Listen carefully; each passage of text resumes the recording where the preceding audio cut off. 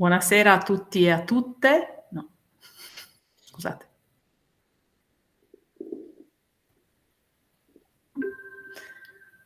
Buonasera a tutti e a tutte, è con grande piacere che presento questo nuovo seminario dedicato al secondo dopoguerra. Fa parte di una serie di appuntamenti che l'Ufficio Scolastico Regionale ha pensato insieme agli Istituti Veneti per la Storia della Resistenza e della Società Contemporanea, e siamo felici di avervi numerosi come sempre. La lezione di oggi sarà tenuta dalla professoressa Ilaria Pavan della Scuola Normale Superiore di Pisa sul tema del welfare state in Italia nei 30 gloriosi, diritti sociali tra continuità, riforme e ritardi, e la presentazione del professoressa Pavan verrà svolta dal professor Bacchetti, che è un insegnante distaccato presso l'Istituto Bellunese di Storia della Resistenza. Enrico, lasciate la parola. Grazie Giulia, buongiorno a tutti. Dunque a me il compito di presentare in maniera molto sintetica la professoressa Pavan, che è ligure di origine ma lavora presso l'università, la Scuola Normale Superiore di Pisa, come è appena stato detto. Qui ha svolto attività di ricercatrice prima a tempo determinato e poi a tempo indeterminato fra il 2005 e il 2016. Dal 2016 è professore aggregato di storia contemporanea, dal 2014 al 16, chiedo scusa, e dal 16 invece professore associato e dal 18 professore universitario di prima fascia. Ha svolto numerosi soggiorni scientifici all'estero, ne ricordo alcuni brevemente: a Parigi nel 20, nel 17 è stato a New York presso la Columbia University, precedentemente all'Università della California a Berkeley, e prima ancora allo Yad Vashem di Gerusalemme. Fa parte di numerosi comitati editoriali e scientifici. Dal gennaio del 22 è nel comitato direttivo degli Annali della Fondazione Gramsci. Nello stesso 22 è diventato membro del consiglio direttivo del CASREC, il Centro di Ateneo per la Storia della Resistenza e dell'Età Contemporanea di Padova, l'ex Istituto Veneto della Resistenza. È nel comitato scientifico dell'Istituto Storico della Resistenza della Società Contemporanea di Livorno, quindi è una docente vicina ai nostri istituti, una nostra compagna di viaggio in qualche modo. Dal marzo del 17 fa parte anche del comitato di redazione degli Annali della Scuola Normale Superiore di Pisa per la classe di Lettere e Filosofia. Le pubblicazioni sono numerosissime e qui non abbiamo tempo di elencarle tutte, ne segnalo solo alcune, quelle che mi hanno colpito maggiormente. Partirei da un volume pubblicato dal Mulino nel 2021, Le conseguenze economiche delle leggi razziali, che è in realtà una nuova edizione rivista di una precedente pubblicazione edita dallo Yad Vashem nel 2019. Con Chiara Giorgi, sempre nel 2021 e sempre con il Mulino, ha pubblicato Storia dello Stato sociale in Italia, mentre risalendo un po' più indietro, nel 2009, con Francesca Pelini ha scritto La doppia epurazione, l'Università di Pisa e le leggi razziali tra guerra e dopoguerra.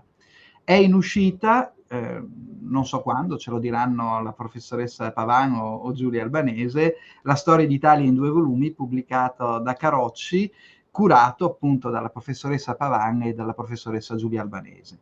Tra gli articoli ne segnalo 3, uno con Guillermo Marín, Welfare y Mutualismo en la Europa Contemporanea, Estudios sobre Italia e Spagna, pubblicato in Storia Contemporanea nel 19, e poi ricordo 2 saggi comparsi in 2 volumi. Il primo, Diritti umani e diritti sociali, un nesso dimenticato, nel volume curato da Silvio Ponsi, I diritti umani e la trasformazione delle culture politiche nel tardo XX secolo, uscito lo scorso anno per Viella.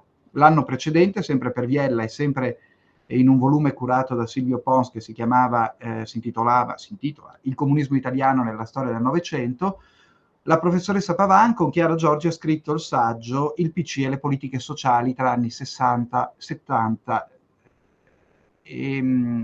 I suoi interessi dunque spaziano tra la storia dell'antisemitismo in Italia, la storia degli ebrei in Italia dall'emancipazione al post-fascismo, la storia del fascismo e naturalmente la storia dello Stato sociale e della previdenza sociale in Italia. Quindi una figura quanto mai qualificata per affrontare il tema al centro della nostra discussione, del nostro incontro di oggi. La sua relazione, è stato appunto detto, è incentrata sul welfare state della Repubblica. Nei 30 gloriosi, appunto, successivi alla fine della seconda guerra mondiale, insomma, c'è stata un'esplosione del welfare state in molti paesi dell'Europa occidentale. Questo è avvenuto anche in Italia. L'incontro di oggi mira a verificare il percorso che è stato svolto nel nostro paese, le sue caratteristiche, le sue ambiguità, insomma, quello che contraddistingue questa storia per quel che riguarda il nostro paese. Non perdo altro tempo e cedo volentieri la parola alla professoressa Pavani. Grazie mille al professor Bacchetti, grazie agli Istituti Veneti, grazie all'amica e collega Giulia Albanese per questo invito. Mi è stato affidato un compito impegnativo, in poco più di un'ora o forse meno, cercare di tracciare un quadro dello stato sociale del welfare state italiano nel secondo dopoguerra, durante i decenni della Repubblica. Compito veramente arduo, e quindi già metto le mani avanti e premetto che andrò un po' facendo grandi pennellate, insomma non scenderò troppo nel dettaglio perché l'argomento è inevitabilmente molto ampio ed è anche, ahimè, molto tecnico, perché per seguire in maniera adeguata che cosa significano le politiche previdenziali, assistenziali, sanitarie, bisogna avere anche una serie di competenze molto tecniche sul linguaggio assicurativo, su elementi di tipo statistico, economico, e quindi su queste io ovviamente non scenderò nel dettaglio e cercherò appunto di darvi un po' le coordinate generali di questo percorso, fermandomi di fatto, anche questa è una premessa che faccio, agli anni 70, perché l'ultimo quarantennio gli storici non l'hanno ancora affrontato in maniera dettagliata, è stato più che altro affrontato da economisti, politologi e sociologi, e dunque anch'io mi fermo laddove insomma gli studi storici con le caratteristiche insomma della ricerca storica sono arrivate.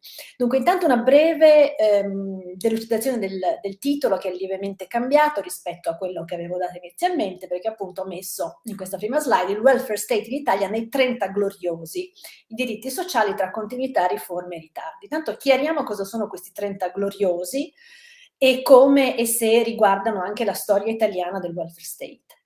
Sono definiti appunto 30 gloriosi i 30 anni che vanno dal 1945 al 1975 nel linguaggio insomma politologico e della storiografia sul welfare state, e sono individuati appunto come i 3 decenni di esplosione, maturazione, sviluppo in tutta l'Europa occidentale, nel mondo occidentale in senso lato, del welfare state.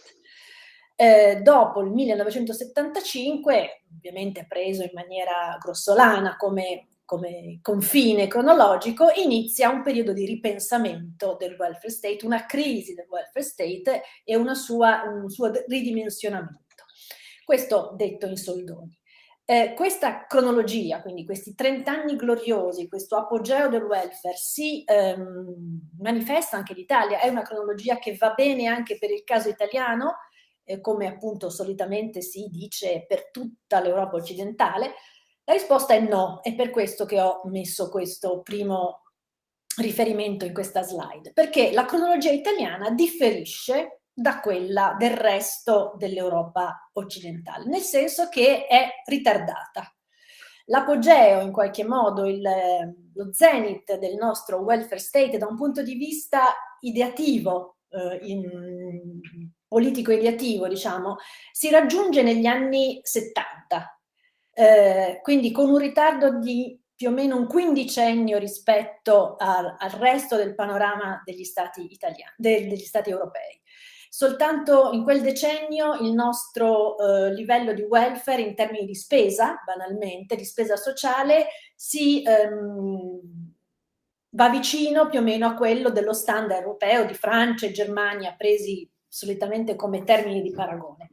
E dura abbastanza poco questa convergenza nella quantità di spesa sociale. Poi dagli anni 80 in avanti inizia una nuova divergenza che diventerà molto evidente a partire dagli anni 90 in avanti, spesso negli anni 2000, e ci allontaniamo di nuovo dagli standard europei in termini di spesa sociale. E ci eravamo allontanati da questi standard anche per tutto il primo ventennio post 1945. Quindi il nostro Stato sociale è uno Stato sociale che non nasce con le caratteristiche che adesso noi gli concediamo nel 1945, ma nasce molto più tardi, nasce fondamentalmente negli anni 60 e matura in tutte le sue dinamiche, in tutte le sue espressioni negli anni 70, laddove invece in tanti stati europei a queste altezze negli anni 70 già è in una fase di evidente ridimensionamento o ripensamento. Quindi già un primo elemento di distinzione comparativa rispetto al resto del quadro europeo.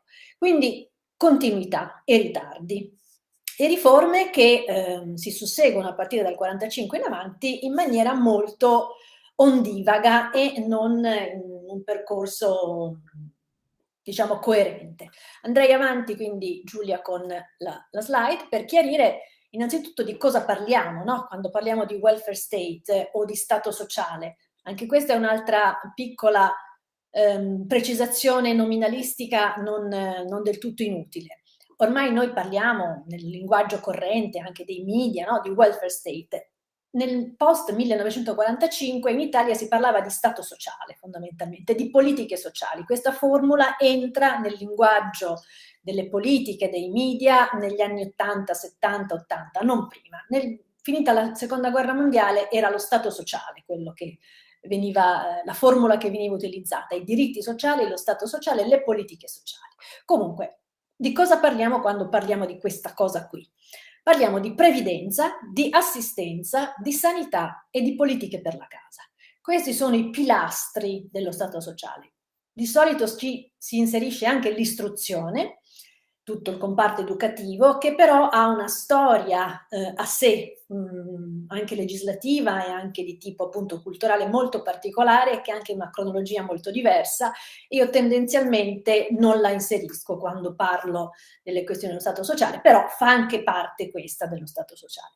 Però i pilastri veri sono la previdenza, quindi tutto quello che riguarda le pensioni, quello che usualmente appunto noi definiamo le pensioni di anzianità, le pensioni di invalidità, le pensioni in caso di infortunio sul lavoro, quelle di disoccupazione, quelle che una volta erano definite le assicurazioni sociali.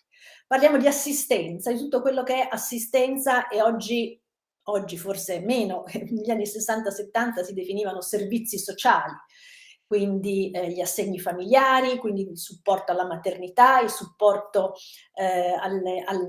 ai soggetti fragili e marginali, perché malati, perché appunto in condizioni di minorità di qualche genere. Di sanità, ovviamente, si parla quando si parla di stato sociale, e si parla di politiche per la casa, di politiche pubbliche per la casa, naturalmente. Andiamo pure avanti.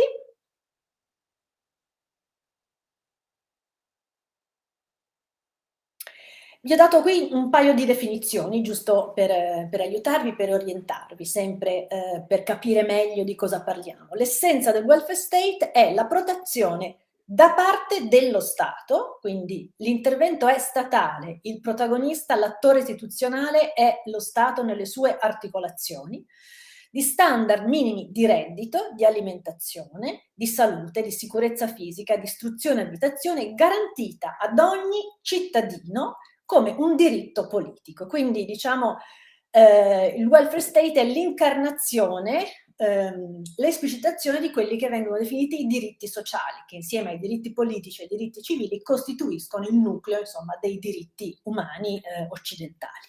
Vai pure avanti, Giulia, scusami se ti segno questo ingrato compito.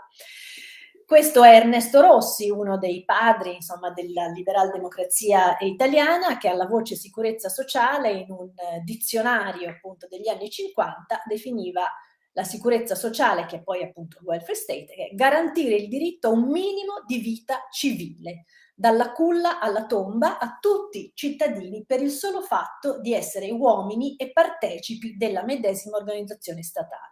Quindi questo ve l'ho messo per farvi immediatamente capire il collegamento tra il tema dei diritti e il tema del welfare state. diritti sociali e welfare state sono strettamente collegati, sono collegati alla dignità umana in senso lato. Prego Giulia. Quando si parla poi di welfare state, dicevo, la complicazione del quadro è tale che bisogna tenere presente che occorre maneggiare, sapere che quando si parla di welfare state si parla anche di problemi che hanno una strettissima attinenza, uno strettissimo collegamento con le questioni demografiche. Demografia e stato sociale sono intimamente connessi, perché, come cercherò di illustrarvi nel prosieguo della lezione, la struttura della popolazione, la struttura demografica della popolazione, per il modo in cui si articola soprattutto il settore della previdenza, cioè delle pensioni, è strettamente legato a come sta andando avanti un paese dal punto di vista demografico.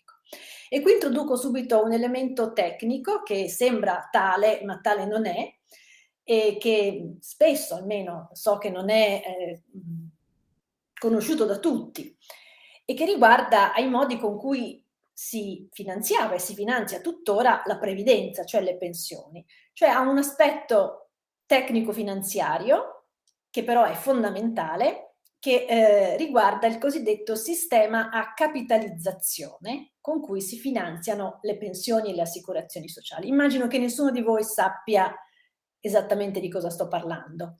Il sistema a ripartizione e il sistema a capitalizzazione dalla fine dell'Ottocento, quindi è una cosa che nasce quando nascono i primi sistemi di assicurazioni sociali, ha contraddistinto il modo in cui si finanzia la previdenza sociale, cioè le pensioni. Oggi il nostro sistema è un sistema, come tutti i sistemi previdenziali occidentali, basato sulla cosiddetta finanziamento a ripartizione, ovvero è molto semplice in realtà. Il sistema a ripartizione è un sistema di finanziamento della previdenza che si basa su quello che è definito un patto transgenerazionale. Cioè, quando io, Ilaria Pavan, o tutti voi, ogni mese, nel vostro stipendio, versate i contributi per la vostra futura pensione, non state affatto mettendo quei soldi dentro un dossier che ha il vostro nome sopra la cartellina, come quando sottoscrivete un contratto di assicurazione privata con un'assicurazione privata. I vostri contributi vanno a finanziare la pensione di vostro padre, di vostra zia, di vostro nonno. La vostra pensione sarà pagata da chi entrerà nel mondo del lavoro, che è già nel mondo del lavoro adesso. Quindi è un sistema che appunto è cosiddetto a ripartizione, che si contrappone al sistema precedente, che veniva detto a capitalizzazione, che è il sistema con cui funzionano tuttora i contratti assicurativi privati. Cioè c'era un dossier a nome del singolo lavoratore, quei contributi andavano ogni mese a ingrandire il salvadanaio della pensione del lavoratore. Questo sistema è praticamente scomparso dalla scena del finanziamento delle pensioni pubbliche alla fine della Seconda Guerra Mondiale, quindi non è una cosa recente. Completamente il sistema pensionistico italiano è diventato finanziato a ripartizione dal 1969, ma in realtà già da un'importante riforma del 1952 era stato riconvertito in questo nuovo modo di essere finanziato. Questo perché il precedente sistema, che vigeva durante il periodo fascista, era andato incontro a un disastro finanziario epocale durante la guerra e subito dopo a causa dell'inflazione. L'inflazione aveva completamente eroso i risparmi previdenziali di tutti i lavoratori italiani e quindi per evitare gli impatti della fluttuazione monetaria, dei cambi, dell'impatto appunto di fenomeni inflattivi o deflattivi, quasi tutti i sistemi previdenziali dalla Seconda Guerra Mondiale in avanti si basano su questo patto intergenerazionale per cui i contributi del lavoratore di oggi pagano la pensione di chi non è più nel mondo del lavoro. Quindi capite facilmente qual è il legame con gli aspetti demografici con cui poi si struttura un paese. Quando si parla di welfare poi si parla di mercato del lavoro, inevitabilmente, quindi di tassi di occupazione. Quindi bisogna conoscere anche tutto quell'aspetto e quel mondo. ma una cosa anche molto collegata al welfare e a come il welfare viene organizzato e gestito, ha a che fare con gli assetti istituzionali, quindi con l'architettura istituzionale di un paese. E con questo voglio dire che alcune funzioni vengono demandate ad alcuni organi, altre, relativamente al welfare state, ad altri. Ovvero nel caso italiano la Costituzione, per l'appunto, ci torneremo fra pochissimo, delegava una parte fondamentale del welfare, tutta quella parte relativa all'assistenza e alla sanità, a un nuovo organo che nasce con la Costituzione repubblicana, che sono le regioni. Lo sappiamo benissimo, l'abbiamo imparato a conoscere molto bene durante la pandemia, quali conflitti istituzionali si sono innescati tra il potere centrale e i poteri periferici, però questo si è già delineato con la Costituzione.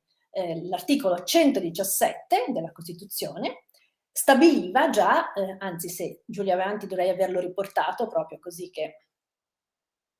Ancora un pochino più avanti, scusami, ancora avanti, finché no.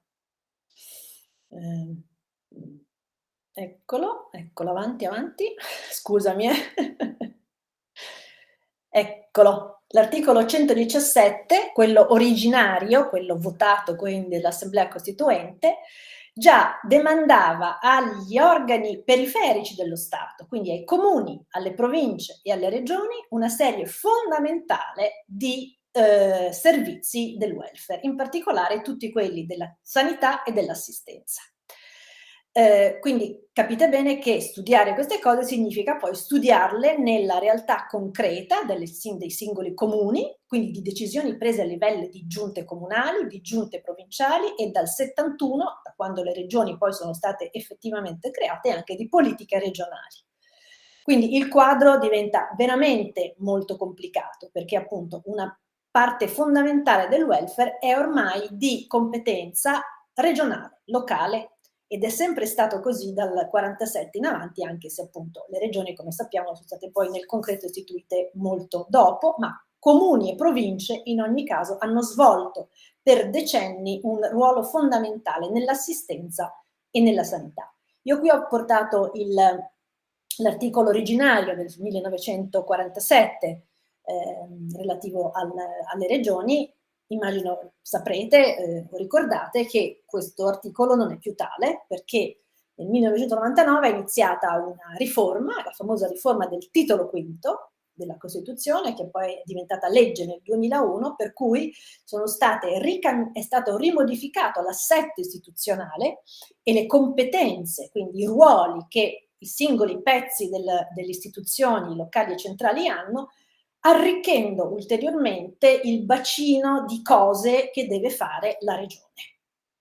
E dunque le regioni ormai sono diventate, già dal 71 hanno assunto un protagonismo fondamentale nel campo dell'assistenza e della sanità, dal 2001 in avanti ancora di più. Quindi quando si parla di welfare state bisogna sapere che in Italia bisogna andarsi poi a studiare i regolamenti e le leggi regionali di tutte le regioni italiane per vedere che cosa succede in campo sanitario, che cosa succede in campo assistenziale, ma penso che questa sia una pratica ormai, un'esperienza comune e quotidiana di tutti noi.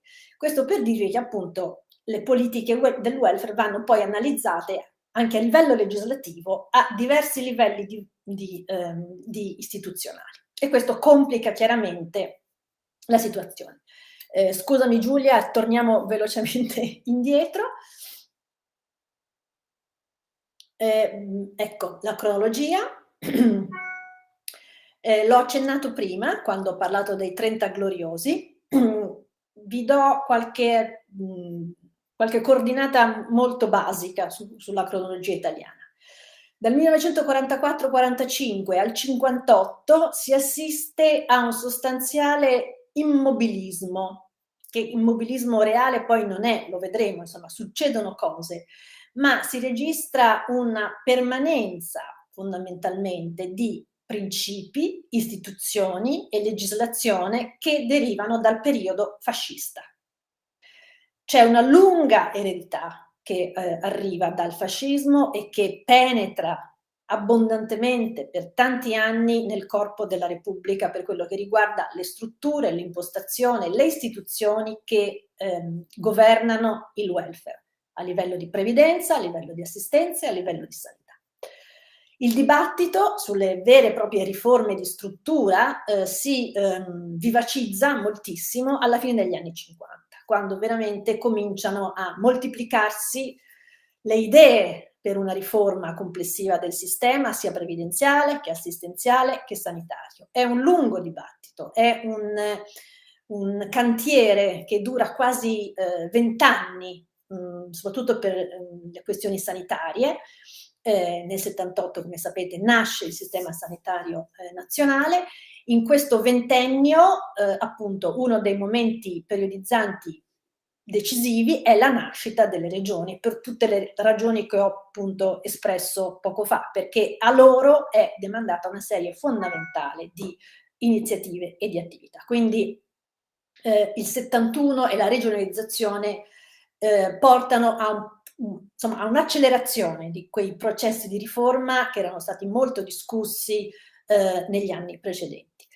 Dal 78 al 92 c'è un assestamento della situazione, il welfare state degli anni 80 è in realtà un welfare state che porta a maturazione le riforme degli anni 70 per molti aspetti, già però modificate, già con diverse riforme che vengono a loro volta prodotte per modificare appunto anche la stessa legge del 78 sul sistema sanitario nazionale. Dal 92 si apre un'altra fase anche perché entra in gioco quello che tuttora, insomma, poi sappiamo entrare in gioco, cioè il cosiddetto vincolo esterno legato all'Unione Europea, alle direttive europee in materia non solo di welfare, dove ogni nazione, come ben sapete, in realtà fa quello che vuole, c'è una totale autonomia nella legislazione sul welfare tra i vari paesi europei, non c'è alcuna omogeneità. Ma il dato che ci interessa è che c'è appunto un vincolo esterno rispetto ai deficit dei bilanci statali che si possono o non si possono fare rispetto al PIL, e questo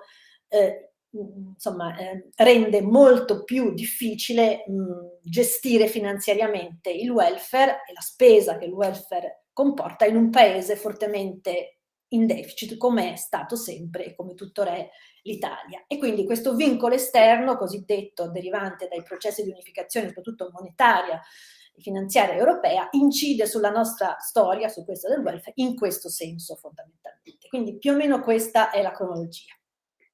Io mi concentrerò molto sui primi due spezzoni di questa cronologia. Andiamo pure avanti e volevo giusto darvi un brevissimo cenno, perché il tempo è tiranno, sul fatto che dopo il 1945 e con la Seconda Guerra Mondiale in particolare, quei 30 gloriosi che ho appunto menzionato all'inizio della mia presentazione si collegano a una nuova centralità dei diritti sociali in campo internazionale. I diritti sociali diventano una parte dei diritti umani.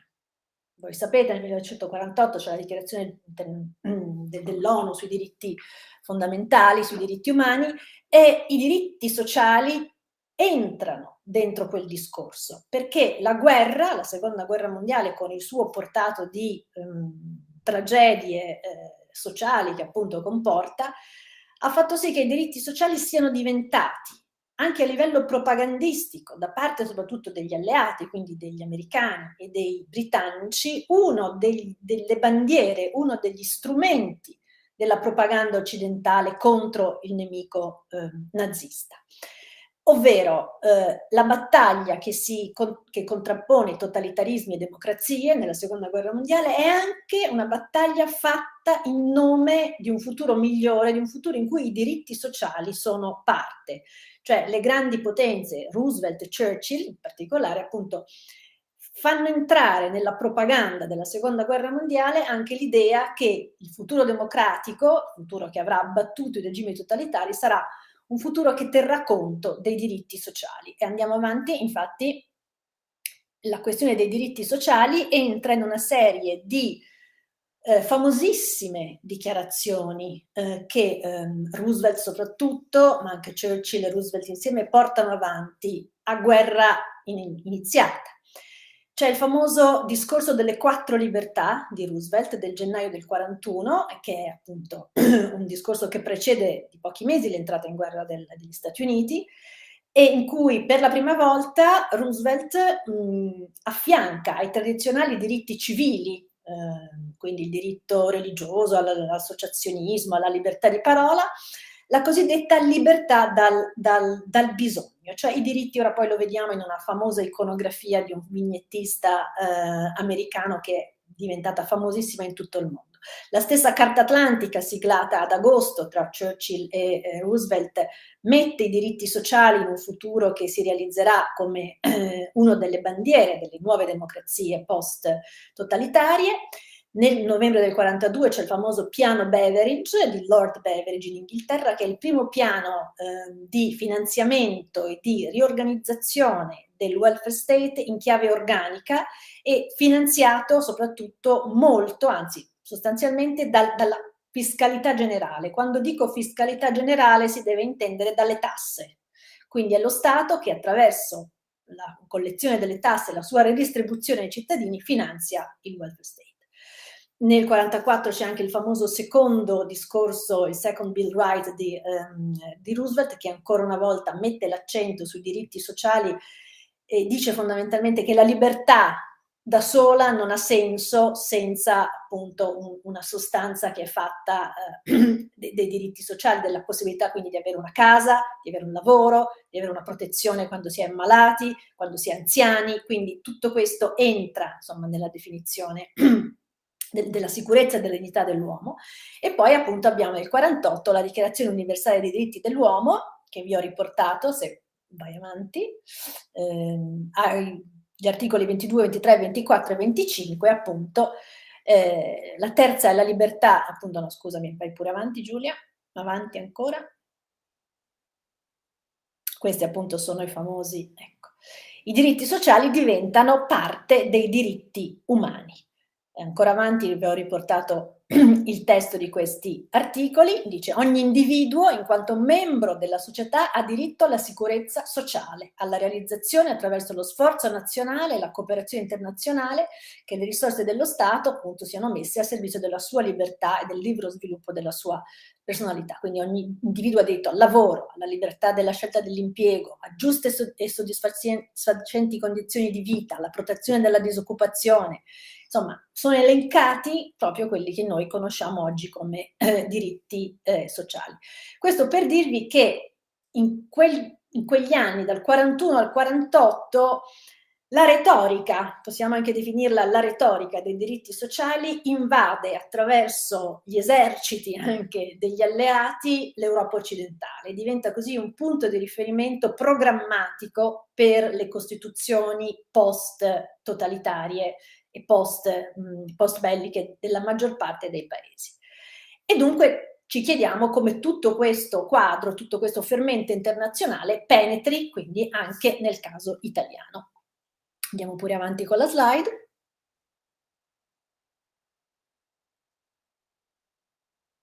Avanti pure, questa è un'autopromozione orrenda, quindi la saltiamo velocemente, quindi diciamo, chiunque voglia vedere più in dettaglio in tutti i tecnicismi del caso questa storia può vederla nel libro che ho scritto insieme a Chiara Giorgi. Allora, in Italia intanto vediamo da che punto si partiva per capire anche come questo punto di partenza ha influenzato per molti anni quello che è avvenuto dopo. E questo è il grado percentuale, espresso in percentuale, dell'estensione delle assicurazioni sociali rispetto alla popolazione lavorativamente attiva, questo alla fine della Seconda Guerra Mondiale. Quando parlo di assicurazioni sociali, quindi parlo di pensioni di vecchiaia, di invalidità, di assicurazioni sulla disoccupazione fondamentalmente. E vediamo come svettasse in maniera assolutamente evidente la Gran Bretagna. Quindi la Gran Bretagna di fine Seconda Guerra Mondiale è il paese al mondo Forse gli fa concorrenza a queste altezze soltanto la Nuova Zelanda, che è un paese che non si nomina quasi mai, ma che è uno dei paesi in cui il welfare state si è sviluppato prima e meglio. E la Gran Bretagna comunque nel quadro occidentale rappresentava prima della guerra il paese in cui la popolazione era già molto coperta dalle assicurazioni sociali. L'83% della popolazione lavorativamente attiva aveva forme di protezione sociale legata appunto alle pensioni. Seguiva tutta un'altra serie di paesi, tra cui tra l'altro spicca anche la Germania, perché la Germania nazista porta avanti un programma di welfare state a sfondo razziale, chiaramente, ma molto, molto solido, che è frutto di una tradizione che affonda le sue radici nella Germania bismarchiana in realtà. L'Italia, come vedete, se la cavava alquanto maluccio, perché soltanto il 37% della popolazione lavorativa aveva una qualche forma di protezione assicurativa, quindi sulla disoccupazione, sulle pensioni. Quindi diciamo partivamo già con un deficit, mettiamola così, partivamo già handicappati, con un handicap.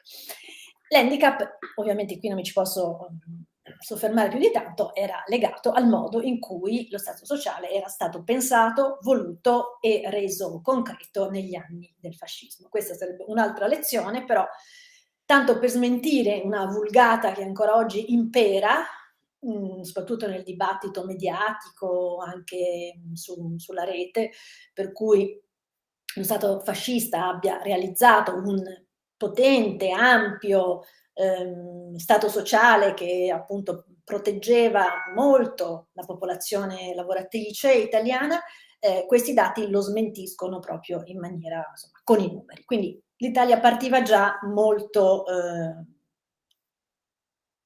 con molti ritardi, quindi, che la guerra aveva ulteriormente aggravato. Andiamo pure avanti. Quello che si verifica è che appunto questi ritardi, chiamiamoli così, queste eredità del fascismo, pesano moltissimo sullo stato dell'arte, quindi del 1945, ma pesano perché non si riesce nell'immediato a invertire la rotta, per una serie di motivi che sono finanziari, che sono politici, che sono culturali, che sono anche di carattere tecnico. E quali sono le maggiori eredità che la Repubblica si trova sulle spalle e che non muta, ripeto, per un buon quindicennio della sua storia e anche di più? Sono le fratture territoriali che il welfare state fascista aveva acuito, non creato, ma sicuramente acuito, ovvero i lavoratori delle città erano molto, cioè gli operai e gli impiegati del settore privato, fondamentalmente pubblico, erano assai più protetti dei lavoratori delle campagne. Questo è un dato storico che riguarda lo Stato sociale italiano, già in epoca liberale era così, viene acuito in epoca fascista, ma c'è un divario evidente tra la protezione sociale di chi lavora in campagna, di chi lavora nelle campagne e di chi lavora nelle città. Nel 1945 l'Italia è ancora un paese agricolo, in cui la maggior parte della popolazione lavora in agricoltura. Questo vuol dire che la maggior parte della popolazione è assai poco, per non dire per nulla, protetto da politiche sociali degne di questo nome. Quindi è città verso campagne, la prima frattura territoriale, ma la seconda è quella classica, nord verso sud. Se guardiamo i numeri della protezione sociale, proprio perché erano più protetti gli operai, capiamo facilmente che ovviamente il grado di protezione sociale era molto maggiore nelle regioni del nord che rispetto al sud. Questo si trasferisce nella Repubblica senza nessuna modificazione. Erano fratture corporative. Cosa intendo dire? Che erano fratture legate al tipo di professione che si esercitava. Il welfare liberale e anche quello fascista è un welfare che ragiona per categorie professionali, non ragiona per cittadini, cioè non ragiona in maniera universalistica. Ogni membro della comunità, in quanto cittadino italiano, ha diritto a certe tutele. No, è perché sei impiegato dell'industria che hai diritto a un certo tipo di contratto assicurativo pensionistico, ma se sei un bracciante nelle campagne c'è un altro contratto, se sei un farmacista c'è un altro ancora e così via. In una frammentazione professionale corporativa che appunto sarà ereditata in tutto e per tutto dalla Repubblica. E quindi tanti diversi welfare in realtà perché sono tanti i modi in cui nel concreto si ha una pensione e i criteri con cui si calcolano e i contributi che si versano, tutto questo genere di cose molto tecniche, molto concrete, se si è un lavoratore di un genere o cioè di un genere, se si è un lavoratore di una certa professione o di un altro. E non dico genere perché appunto è la terza frattura che viene ereditata e mantenuta pesantemente, oserei dire, fino a oggi, ed è quella appunto che distingue gli uomini dalle donne e il grado, il tasso, il livello di protezione sociale che ha una lavoratrice donna rispetto a un lavoratore maschio. Da questo punto di vista, ancora una volta, il fascismo acuisce questa diversità, questo dislivello. Molto banalmente, a parità di lavoro, una donna versava meno contributi e quindi aveva una pensione più bassa, oppure aveva diritto a un numero di giorni di assistenza o inferiore a quella di un uomo. Per dire, nel 1934 viene introdotto per le lavoratrici, per le braccianti dell'agricoltura, quindi il cosiddetto codice Serpieri, coefficiente Serpieri, scusatemi. Il coefficiente Serpieri stabilisce, sulla base della fisiologia della donna, che è più debole, meno abile, meno forte, che il suo lavoro, a parità di ore lavorate, vale il 60% di quello di un uomo.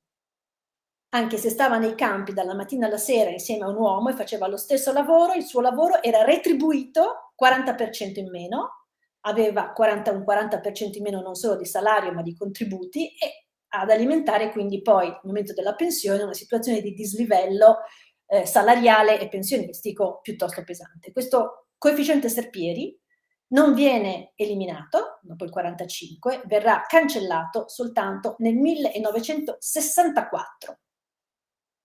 Quindi le donne rimangono il settore più fragile della politica sociale. Poi ci tornerò sopra ulteriormente. In ogni caso sono sicuramente in una posizione subalterna e marginale, sancita da leggi dello Stato, intendo, non soltanto da prassi. Ci sono leggi fasciste che vengono mantenute come tali anche nel secondo dopoguerra.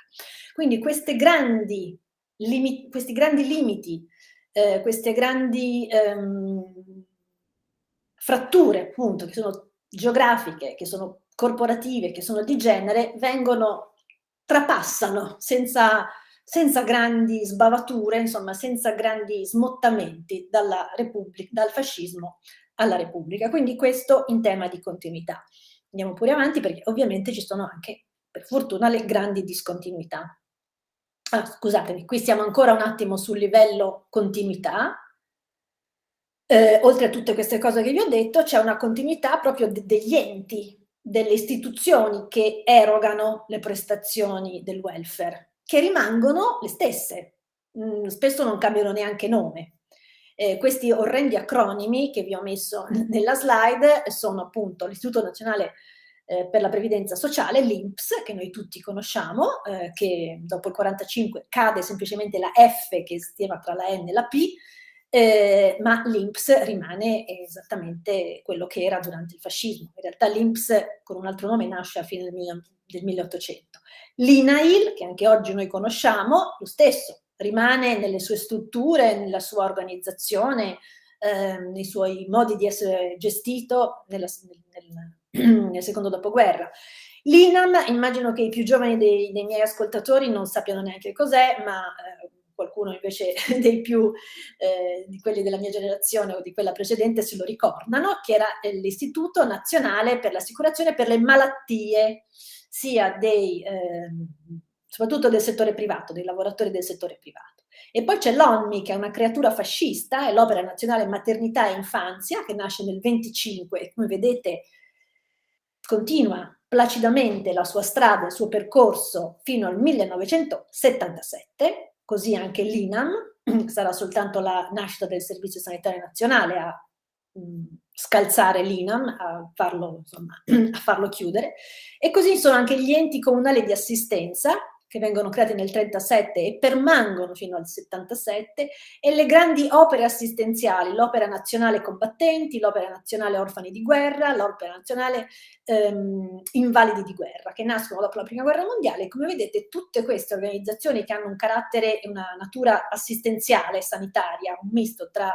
erogazioni di prestazioni assistenziali e sanitarie, perdura fino al 1977, quindi c'è una continuità istituzionale fortissima di molte delle istituzioni che, nate o durante il fascismo o anche prima, continuano la loro strada anche durante la Repubblica. Quindi vi rendete subito conto che c'è una pluralità di attori e una dispersione anche in molti rivoli dei finanziamenti che vengono destinati a singole categorie o a singole istituzioni.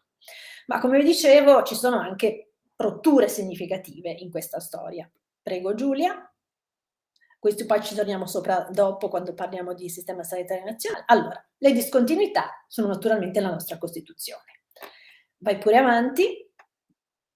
Abbiamo già visto l'articolo 117 che ci serviva per dire appunto chi si occupa di cosa, ma i tre articoli fondamentali che riguardano la sicurezza sociale, i diritti sociali, il welfare state nella Costituzione repubblicana sono l'articolo 3, l'articolo 32 e l'articolo 38. L'articolo 3 è forse il più famoso, tra i più famosi della Costituzione repubblicana e non lo sto a enunciare. Quelli più specifici sono il 32 e il 38. In particolare negli ultimi anni abbiamo imparato a conoscere molto l'articolo 32 che appunto dice: la Repubblica tutela la salute come fondamentale diritto dell'individuo e interesse della collettività e garantisce cure gratuite agli indigenti.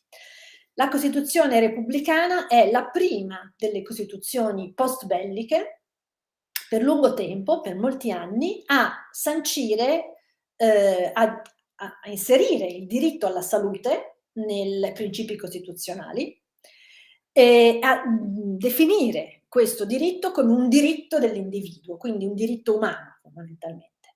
È un articolo che verrà poi copiato letteralmente dalle costituzioni post-franchiste, dalla prima Costituzione spagnola, dalla Costituzione portoghese, da quella greca negli anni 70, quindi una sorta di, anche per loro, rinascita post-dittatoriale, che però è marcata in maniera molto curiosa dall'inserimento di questo articolo che riguarda la salute come diritto individuale che lo Stato si impegna a garantire a tutti, alla collettività. Tra l'altro questo articolo non fu oggetto neanche di grandi dibattiti in sede costituente, passò abbastanza liscio, senza conflitti, ma senza neanche tanti dibattiti. Se uno legge gli atti della Costituente sono dedicate pochissime pagine. Può sembrare strano che una cosa così rivoluzionaria in qualche modo sia passata senza grandi sottolineature da parte dell'Assemblea, e fu dovuto, questo mi sembra anche giusto dirvelo, dai medici costituenti. I medici erano un gruppo abbastanza nutrito dei costituenti, adesso non ricordo quanti fossero, ma più di una trentina, erano di qualsiasi colore politico, e fecero un gruppo parlamentare medico e elaborarono loro stessi questo articolo. In particolare, se non mi ricordo male, l'articolo deve il suo testo a un medico democristiano siciliano, un pediatra. Però anche i medici comunisti, insomma, la coesione intorno a questo articolo fu immediata e aproblematica. L'articolo invece 38, mentre il 32 riguarda quindi l'aspetto della sanità, l'articolo 38 riguarda la previdenza e l'assistenza. Leggiamolo un attimo insieme perché l'articolo 38 è già più complicato, diciamo, è anche fonte di qualche maggiore ambiguità e di retaggi di una mentalità preesistente alla Costituzione repubblicana, perché l'articolo 38, che è tale quale oggi è rimasto invariato, dice che ogni cittadino inabile al lavoro e sprovvisto di mezzi necessari per vivere ha il diritto al mantenimento e all'assistenza sociale. I lavoratori, invece, hanno diritto che siano preveduti ed assicurati mezzi adeguati alle loro esigenze di vita in caso di infortunio, malattia, invalidità e vecchiaia, disoccupazione involontaria. e poi c'è l'ultima parte sugli inabili. Quindi questo articolo spezza, diciamo, l'orizzonte di un welfare universalistico e uguale per tutti, perché distingue tra i lavoratori, che hanno diritto a che gli siano assicurati mezzi adeguati alle loro esigenze di vita, quindi a un certo standard anche a cui sono abituati rispetto al lavoro che hanno fatto, e i cittadini invece inabili o sprovvisti al lavoro, che invece hanno diritto ai mezzi necessari al mantenimento e all'assistenza sociale. Quindi c'è una distinzione tra la previdenza per i lavoratori e l'assistenza per chi non ha mai lavorato o non riesce a lavorare o non può lavorare. E dunque ci sono due diverse scale, in qualche modo, due diversi livelli di protezione che sono assicurati e che hanno come confine, come discrimine, il lavoro, il fatto di averlo avuto o di non averlo.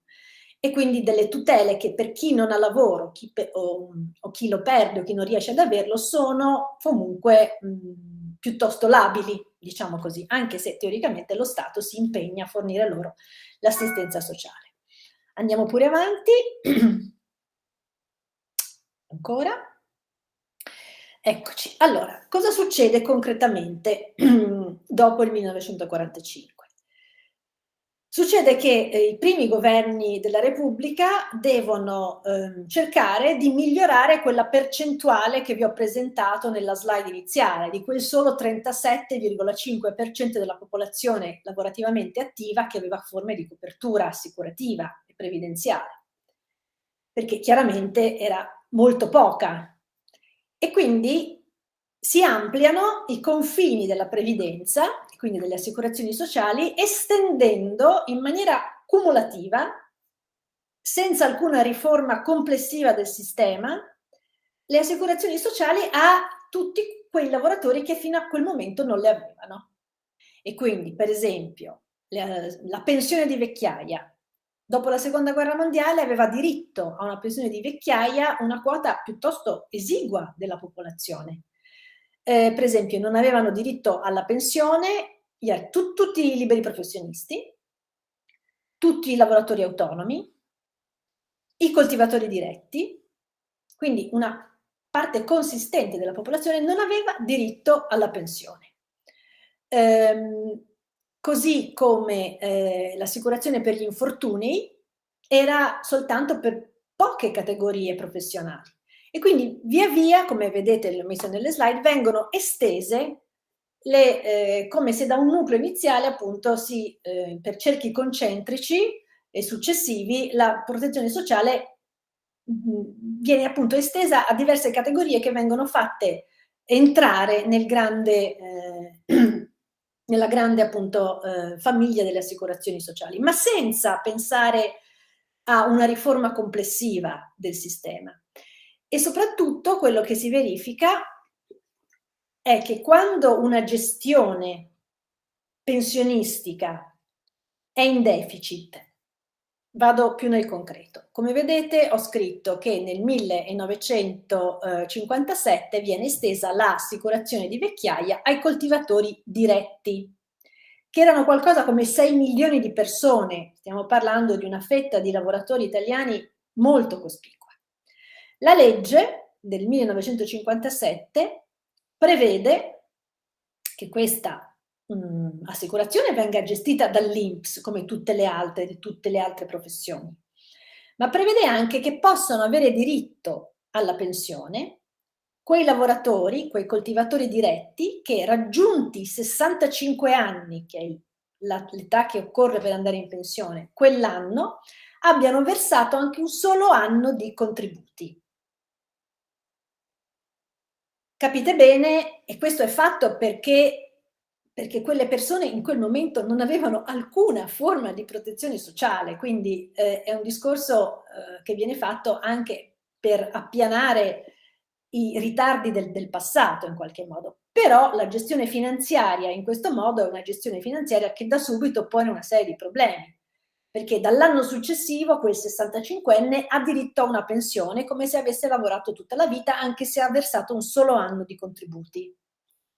Per poter fare funzionare un sistema del genere, quello che si verifica è che vengono utilizzati gli avanzi delle gestioni di altre categorie professionali che in quel momento invece, siccome da anni hanno la pensione, hanno una gestione finanziaria più florida. E chi sono? Sono gli operai e gli impiegati dell'industria, del settore privato. Quindi la pensione dei coltivatori diretti, come poi degli artigiani o dei commercianti che si trovarono nella condizione di versare pochissimi anni ma avevano diritto alla pensione, fu pagata attraverso un trasferimento che non è più intergenerazionale come quello che vi ho detto all'inizio, ma è intercategoriale, interprofessionale. E con una serie di scompensi chiaramente finanziari che si sono creati da subito e che hanno fatto sì che appunto questa gestione corporativa mettesse ogni professione, ogni corporazione un po' in competizione con le altre. Un'altra cosa, per esempio, che non esisteva fino al 1953 era l'assicurazione per le malattie e per i pensionati. Cioè un pensionato, proprio nel momento in cui aveva, perché in età anziana, più bisogno di assistenza sanitaria, in quanto non lavorava più, non aveva più diritto all'assicurazione sanitaria. Cioè fino al giorno prima, fino a che lavorava, in quanto lavoratore aveva un'assicurazione per le malattie. Nel momento in cui non aveva più nessun rapporto di lavoro, non aveva neanche più l'assicurazione per le malattie. E nel 1953 appunto il governo decide giustamente di fornire un'assicurazione malattia anche ai pensionati, pagata fondamentalmente attraverso la fiscalità generale. Quindi comincia anche a mettersi in atto un sistema di redistribuzione delle risorse attraverso la fiscalità generale, che però appunto viene indirizzata di volta in volta a singole componenti, a singoli spezzoni delle professioni, del mondo del lavoro. Uno dei settori appunto che rimane più in ritardo è quello delle lavoratrici. Che il fascismo non aveva per nulla difeso e tutelato, e la prima importante legge della Repubblica sulle lavoratrici madri è quella del 1950, che estende una serie di diritti sul periodo della maternità, appunto sono forniti 2 mesi prima e 2 mesi dopo, c'è il divieto di licenziamento delle madri fino a che i bambini hanno compiuto 1 anno di età, e una serie appunto di agevolazioni che finalmente tendono a favorire in maniera molto lenta il lavoro delle donne. E anche nel 1958 una di queste leggi riguarda una categoria di donne, di lavoratrici tipica da sempre, che è quella del lavoro domestico. Fino al 1958 le lavoratrici del settore domestico non avevano alcuna forma di tutela previdenziale, né la disoccupazione né gli assegni familiari, che in realtà questi arriveranno addirittura negli anni 70. Quindi quello che lo Stato repubblicano fa è cercare di inseguire i ritardi con cui il fascismo gli ha consegnato il quadro previdenziale. E quindi emana una serie di leggi dal 47, insomma fondamentalmente al 58, per cercare di riequilibrare la situazione. Però, ripeto, in assenza di una ridiscussione complessiva sul welfare e sulla gestione previdenza, sanità e assistenza, che fa sì, per esempio, e qui mi avvio al capitolo finale che riguarda il sistema sanitario nazionale, che proprio il sistema della tutela della malattia rappresentasse alla fine degli anni 50 uno degli aspetti più deboli del nostro sistema di welfare. E la tutela della salute dei cittadini è un discorso abbastanza complicato, ma occorre per forza introdurvelo in questo modo, era molteplice, nel senso che se ci si ammalava negli anni 50, a chi ci si rivolgeva? Non c'erano le ASL che ci sono oggi, non c'erano gli ospedali che ci sono oggi, ci si rivolgeva, a seconda se si era lavoratori o se si era disoccupati, a delle istituzioni diverse. Allora, se eri un disoccupato, se eri una ragazza madre, se non lavoravi, se eri un anziano appunto sprovvisto di assicurazione sanitaria, ti rivolgevi ai comuni e a quello che il comune poteva offrire in termini di tutela sanitaria. E il comune poteva al più pagarti un ricovero in ospedale in casi gravi. Per il resto ti dovevi rivolgere a qualche associazione caritativa, quasi tutte di matrice religiosa, o se no a dei medici privati se avevi le possibilità finanziarie di farlo. Se eri un lavoratore, invece, di alcune categorie, che via via, come vi ho detto, dopo il 45 si aumentano, ti rivolgevi alla tua mutua di riferimento. Cioè ogni categoria professionale versava una parte del proprio stipendio in contributi appunto di tipo sanitario che andavano ad alimentare la propria cassa mutua. Le mutue erano, forse qualcuno di voi se le ricorderà ancora, appunto distinte ancora una volta per categoria professionale. C'era la mutua degli insegnanti, la mutua dei commercianti, la mutua dei coltivatori diretti e così via. Quindi erano tutti organi finanziariamente abbastanza limitati, chiaramente, non è come un sistema sanitario nazionale in cui appunto le nostre tasse alimentano il bacino complessivo, no? del finanziamento. Ogni singola mutua poteva contare su un numero anche ampio, ma comunque finito di iscritti, da cui derivava anche la possibilità di avere coperture piuttosto striminzite in termini economici e di prestazioni. Ma soprattutto la mutua interveniva soltanto quando eri già malato ed interveniva a rimborsare delle spese che tu, in quanto assicurato alla mutua X o Y, avevi già versato.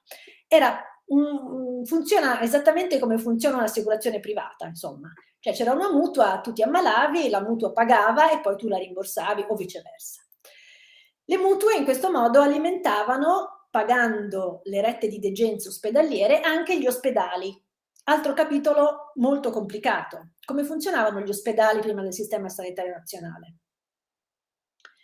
Dobbiamo scordarci l'ospedale come lo conosciamo oggi. Gli ospedali, sino alla riforma del 1978 che la porta a compimento, in realtà un primo passo è fatto dalla riforma ospedaliera del 1968, voluta dal ministro socialista Luigi Mariotti, gli ospedali erano istituzioni semiprivate, ognuna delle quali lavorava in maniera del tutto autonoma, senza alcuna forma di coordinamento né locale, né comunale, né provinciale, né regionale. Spesso gli ospedali erano nati in epoca medievale, addirittura anche in epoca moderna, avevano dei propri statuti, risalenti spesso appunto magari al 1500, al 1600, e venivano amministrati come istituzioni semiprivate. Ufficialmente da un punto di vista giuridico si chiamavano istituzioni pubbliche di assistenza e beneficenza, così create da Crispi nel 1898, che cercò di dare un controllo pubblico e statale a queste istituzioni, per cui almeno i bilanci dovevano essere controllati da un revisore, cercando quindi di dipanare un po' e di diminuire il caos e l'anarchia in cui ogni ospedale lavorava. Però potevano assumere i medici che volevano, potevano praticare le rette di degenza per i pazienti che volevano, avevano un settore quasi sempre dedicato ai pazienti privati con i quali si autofinanziavano, e dunque erano questo genere di istituzioni. Non avevano nessun obbligo di ospitare, di accogliere un malato. Se il malato non aveva una mutua di riferimento che poi rimborsava le spese, un po' come gli ospedali americani oggi, insomma, del malato, l'ospedale poteva anche rifiutarsi di accogliere un malato. Teoricamente i comuni dovevano pagare per i poveri. Se un povero si ammalava, andava in ospedale, il comune poi doveva rimborsare all'ospedale le spese. Ma si innestarono, sin dall'epoca fascista, perché questo sistema non mutò sino al 68, una serie di debiti concentrici tra le mutue che non volevano pagare gli ospedali per le degenze dei malati, perché magari ne contestavano la retta, contestavano che le spese erano troppo alte. Il comune ugualmente non voleva pagare per il povero che aveva sostenuto un intervento chirurgico all'ospedale. Quello che accade è che gli ospedali italiani, praticamente tutti, dagli anni 30 in avanti, andarono in un deficit finanziario mostruoso, perché o le mutue o i comuni o le province con molto ritardo e con dei contrasti spesso che finivano in tribunale, non volevano quasi mai ripagare tutte le spese che l'ospedale aveva sostenuto. Quindi esisteva una sorta di cortocircuito tra le mutue, i comuni e gli ospedali. E questa situazione va avanti sino al 1968, quando perlomeno gli ospedali sono sottratti alla competenza dell'organo di riferimento, che fino allora non era il Ministero della Sanità, ma era il Ministero dell'Interno.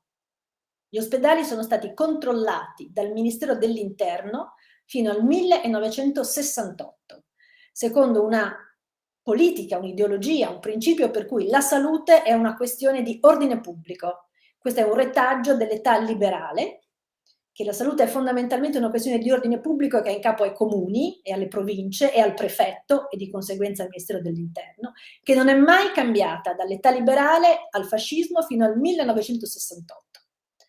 Con il 68 soltanto finalmente gli ospedali vengono presi in capo dal Ministero che per materia e per competenze avrebbe dovuto sempre averli sotto la sua egida, cioè il Ministro della Sanità.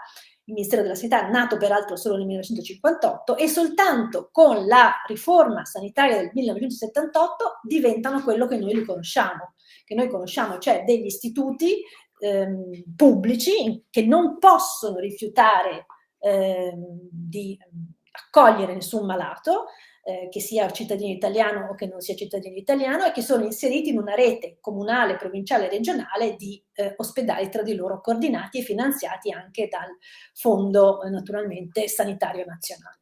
Ma questa cosa è recentissima, noi tendiamo a dimenticarcelo, ma gli ospedali, per come li conosciamo fondamentalmente oggi, nascono a partire dagli anni '80 nell'Italia repubblicana.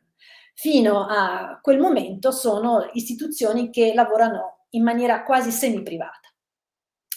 Quindi, prego Giulia se vai un pochino avanti, c'è una foto che è relativa proprio avanti ancora, agli ospedali, ancora, ecco, avanti, ecco, scusami, quella prima. Alla fine degli anni 50 le proteste sulla situazione disastrosa degli ospedali italiani si moltiplicano attraverso anche la stampa e la televisione, che diventano degli strumenti attraverso i quali la necessità di una riforma sanitaria si amplifica. Il ruolo della stampa, dei giornali, dei periodici, delle inchieste giornalistiche sarà fondamentale nel far maturare una coscienza sanitaria moderna in Italia. Questa è una famosissima inchiesta che ripercorre appunto gli ospedali da nord a sud, pubblicata su Il Tempo tra il 1964 e il 1965, con una serie di foto scioccanti di qual era la condizione appunto degli ospedali italiani negli anni 60, sovraffollamento, mancanza di igiene, strutture assolutamente carenti, fatiscenti.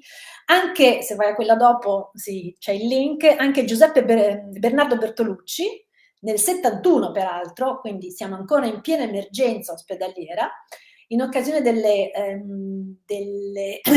elezioni amministrative, credo del maggio del 71, promuove fa un docufilm, come si direbbe oggi, che si chiama I poveri muoiono prima, che potete vedere tranquillamente tutto su YouTube, dura una mezz'oretta, ed è allucinante.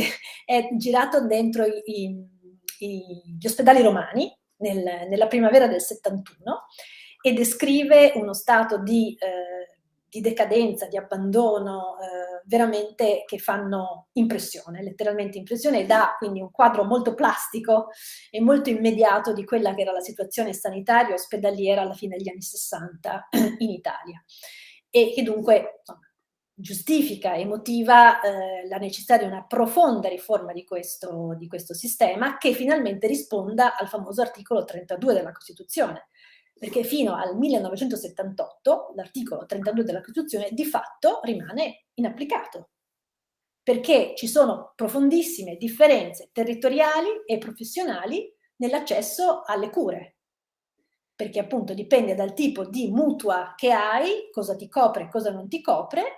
I cittadini italiani non sono tutti uguali, quindi quell'articolo che sancisce che tutti i cittadini in quanto individui hanno diritto alla salute è rimasto inapplicato sostanzialmente sino al 1978. Il movimento per la riforma sanitaria rappresenta un capitolo molto bello della storia del welfare state repubblicano. È un dibattito ventennale, dura tutti gli anni 60, inizia già negli anni 60, matura alla fine degli anni 60 e appunto arriva a compimento con la riforma del 78, coinvolge una pluralità di voci e di attori istituzionali e non istituzionali davvero impressionante. Rappresenta forse uno dei movimenti più ampi e più articolati che la società civile, insieme a spezzoni delle professioni mediche, ma anche della politica, mette in campo in Italia tra gli anni 60 e gli anni 70. Giulia, se vai avanti, ci sono un po' di foto. Ancora? Sto per concludere, perché vi vedo... Vabbè, questo è il famoso Medico della Mutua, che è un film del 1968, tratto dall'omonimo romanzo di un medico che si chiama Giuseppe D'Agata, che testimonia appunto lo stato della gestione delle mutue da parte dei medici della mutua che cercavano di accumulare pazienti per avere più soldi. Insomma, chiunque voglia vedere come funzionava la sanità agli ospedali, il famoso Medico della Mutua lo racconta molto bene. Scusami, ancora avanti Giulia. Ecco, dicevo, una pluralità di voci e di attori che si mettono in gioco e in campo, ognuno con le sue competenze, per promuovere un'idea di riforma sanitaria che abbia al centro la gestione politica della salute, perché quello che si diffonde è l'idea che la salute non è un fatto neutrale. La salute ha implicazioni politiche e sociali molto evidenti, molto chiare. Questo fino a quel momento non era così presente nel dibattito scientifico, ma anche nel dibattito politico. La salute non è una questione neutrale, mai, e queste voci, tutti questi attori lo denunciano fortemente. Sono i sindacati in prima linea, in particolare la CGIL avrà un ruolo fondamentale a partire dagli fine anni 50 nel farsi promotrice di una riforma universalistica della salute, quindi dell'attuazione di un sistema sanitario effettivamente nazionale e della cancellazione del sistema delle mutue. I partiti, e parlo però in particolare del Partito Comunista, che avrà un ruolo ancora una volta fondamentale, sono i primi a farsene portavoce e interpreti in Parlamento, proponendo già nel 61 le prime leggi, i primi disegni di legge sul sistema sanitario nazionale, ma poi un ruolo veramente importante lo assumerà Luigi Mariotti, questo ministro socialista della salute e della sanità, più volte ministro della sanità nella seconda metà degli anni 60, che ha avuto un ruolo davvero fondamentale. I medici, e vedremo anche quali, alcuni medici portatori di una visione, oserei dire, gramsciana della loro missione, cioè il medico come tecnico, come competente, come persona qualificata che sa, ma anche come politico, quindi l'unione di competenza tecnica e di agire politico, che in questi medici, vi dirò chi sono, è molto evidente e molto accentuata. Poi ci saranno le regioni proprio con anche gli uomini che le guideranno avranno un ruolo fondamentale nell'accelerare il passaggio finale della riforma. Quindi le regioni svolgono effettivamente un ruolo portante nello smantellamento del sistema delle mutue e nell'arrivo del sistema sanitario nazionale. E poi ci sono i movimenti e la società civile, perché tutti questi attori di prima che ho nominato collaborano strettamente col movimento studentesco, ma anche con gli operai. Insomma, è un tentativo di portare una nuova visione della salute a 360 gradi, che dall'ambiente di lavoro, dalla fabbrica fondamentalmente, dove nascono i primi movimenti per la difesa della salute, si trasferisca al territorio in cui la fabbrica è inserita, quindi alla comunità di riferimento, e in una visione che vede l'ambiente e la tutela quindi dell'ambiente strettamente intrecciata alla tutela della salute degli individui. Questi movimenti rappresentano anche, in alcune loro costole, anche l'embrione dei primi movimenti ambientalisti in Italia, che però fanno della difesa della salute sul posto di lavoro, soprattutto nelle fabbriche, dagli agenti chimici, il momento in cui agganciano appunto difesa della salute e difesa del territorio in un unicum che va portato avanti. Prego Giulia, così vi faccio vedere un po' di nomi di persone che sono praticamente state espunte dalla storia della Repubblica, non vengono quasi mai nominate, ma che sono gli ideatori del sistema sanitario nazionale e che cominciano a discuterne, Giovanardi addirittura dalla fine della Seconda Guerra Mondiale. Giovanardi è uno dei più noti epidemiologi italiani del secondo dopoguerra. A lui si deve uno dei vaccini, ha lavorato con Sabin al vaccino antipolio, è un medico fondamentale nella storia della medicina e dell'epidemiologia italiana, che da subito si spenderà per la riforma sanitaria. Poi abbiamo Alessandro Seppilli, che penso che nessuno di voi abbia mai sentito nominare. È stato un medico di origini ebraiche, triestino, che ha passato dopo il 1938 10 anni in Brasile perché costretto all'emigrazione dalle leggi razziali, e lì anche a contatto con una realtà sociale molto diversa e molto problematica come quella degli indios dell'Amazzonia, sviluppa una nuova cultura della salute come bene collettivo che riporta in Italia quando lui torna, diventa sindaco socialista di Perugia per moltissimi anni e a Perugia inaugura una serie di esperimenti proprio sanitari che portano per esempio già negli anni 50 alla creazione dei primi consultori per le donne, quando la legge sui consultori sarà soltanto degli anni 70. Quindi sono anche dei pionieri a livello locale, ma appunto Seppilli è anche un sindaco, quindi traduce nel concreto di una realtà locale, comunale, molte delle sue idee. Poi c'è Giovanni Berlinguer, fratello del più noto Berlinguer, del più noto Enrico, medico, igienista, docente universitario, membro del Partito Comunista, che si spenderà dalla fine degli anni 50 in maniera appassionata e generosissima attraverso inchieste, studi, attraverso anche la stesura di quel primo testo di legge del 61 che vi ho nominato per la riforma sanitaria. Andiamo ancora avanti, così concludiamo. E queste sono altre due figure meno note, ma assolutamente fondamentali lo stesso. Iva Roddone è un medico specializzato in psicologia del lavoro, lavorerà a stretto contatto con gli operai della Fiat a partire dagli primi anni 60, perché, ripeto, la fabbrica è in questi anni uno dei laboratori della riforma sanitaria, nel senso che queste persone, a contatto con gli sindacalisti anche e di concerto con i sindacalisti, cercano di trasmettere una nuova cultura sanitaria negli operai. L'idea cioè, questo era il motto degli anni 60, che la salute non si vende. Non si può chiedere un aumento di salario per sanare un avvelenamento da piombo o condizioni critiche dal punto di vista igienico. La salute non si vende e non si delega. La salute è un bene che va difeso in assoluto. E questo tipo di politica, di concezione viene portato proprio avanti nelle fabbriche e gli stessi lavoratori vengono resi partecipi di questo processo e vengono resi protagonisti e consapevolizzati, non so come dire, che appunto la salute non si vende, diventano agenti stessi di questa trasformazione e dell'importanza per esempio della prevenzione. Sono tutti medici, sono tutte figure queste che insistono molto sul lato della prevenzione come cardine di una nuova sanità che non può solo curare, ma deve prevenire, mentre allora nelle concezioni sanitarie vigenti fondamentalmente si curava e basta la malattia, ma non c'era alcuna attenzione all'aspetto preventivo.